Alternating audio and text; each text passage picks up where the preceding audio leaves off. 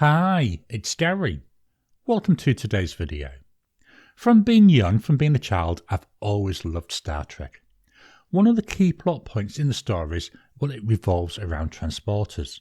They allow for people and objects to be converted into energy, or as they would call it, dematerialized, be sent to another location and then converted back into matter, or again as they call it, rematerialized. Since its debut in Star Trek, the idea of a transporter, it's spread into other sci-fi works. When Star Trek was being developed, the actual original idea was that the starship would land on the various planets that were being visited.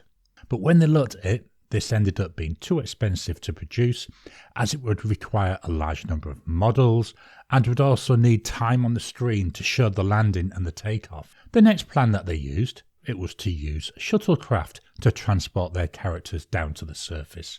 But the issue here, when they came around to filming the sets, they weren't actually ready. Because of this, the production team, they introduced the idea of the transporter, and this is to beam the characters around, and it also means that it only takes a couple of seconds, so it doesn't disrupt the flow of the story.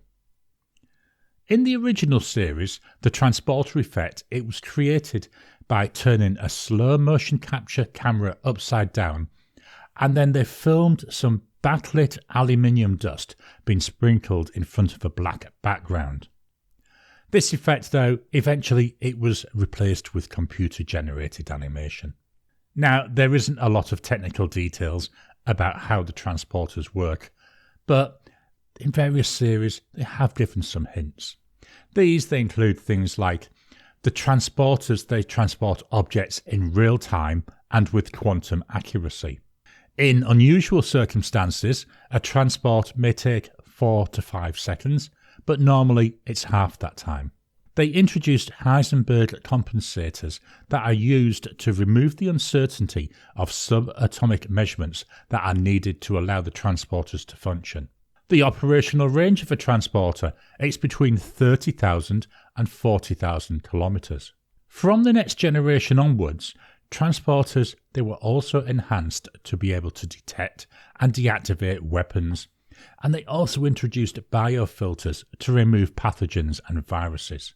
When a person is transported, the system, it creates a pattern which is stored within that system. It's been used as a plot point in a number of episodes where they are able to use that stored pattern to revert people after there's been a transport accident that caused something to happen to them. In the TV series, the transporters, they couldn't be used when travelling at warp speed, but the movies, they changed that, they broke that rule. In 2008, the physicist Michio Kaku, he stated that he thought a Star Trek-like transporter, it would be around in less than 100 years.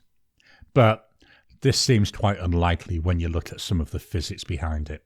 The laws of physics make it very unlikely that something like a Star Trek transporter would be possible.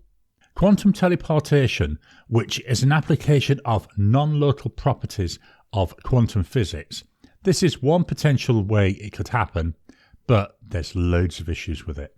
If you want to send a quantum object from one location to another, you find that you can't due to the arbitrary nature of superposition and how it collapses into one state when you try and measure it. Instead, it's necessary to use 3 different quantum objects. At the moment, experimentally, they're using photons. Photon 1 is the object that you want to transport. Photons 2 and 3, they're a pair of quantum entangled photons. The first step, you take a joint measurement of photon 1 and photon 2. What you're doing is you're saying, are you in the same polarization or different polarization states? We're not measuring the objects, just their polarization states. This means that the 2 photons, they can have one of 4 potential states. Due to quantum entanglement of photon 2 and 3, it means that photon 3 is in one of 4 definite polarization states. The untangled photon, so photon 1, can then be measured to provide the operations needed to convert photon 3 into the same state as photon 1. The process it does not complete until photon 3 has received the result of photon 1's measurement and taken the appropriate actions. And here we're talking about sending a single quantum object, a photon. A more complex object is way more complicated. Let's take a look at the human brain. There are roughly 100 billion neurons in the brain, and these have about 100 trillion connections between them. This gives some massive numbers, and there are actually more states than there are particles in the universe. Remember, we're just talking about the brain, not the entire body. There's no way we could create a pattern of that size and then be able to transport it.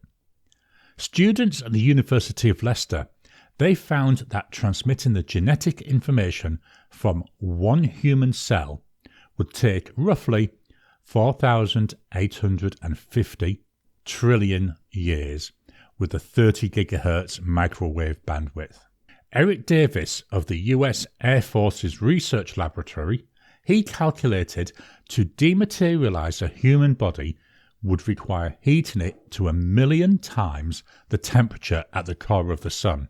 This is needed to make the quarks lose their binding energy so that they can be transmitted at the speed of light. The energy required to perform this, it would need 330 megatons of energy. To meet the information storage and transmission requirements, would need computing to improve by a factor of 10 to 100 times per decade for the next 300 years. All this means that although the idea of a transporter, it's a really interesting plot device and really useful in entertainment, in reality, to be honest, it's not something that we're likely to see in the near to mid-future. Loved researching this one. It's about Star Trek. Gave me a chance to watch some Star Trek and have a good excuse for it. I'm watching it from research.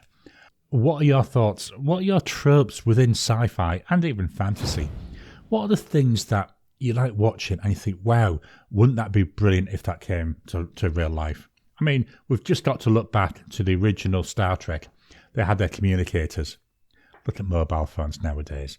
Aren't they similar? Please drop any comments you have down below. Let's kickstart the conversation. Please hit the thumbs up button. Every time you like, every time you comment, just helps with the YouTube algorithm. If you haven't already, please subscribe to my channel so that you can get new videos as I release them. I'll talk to you again soon.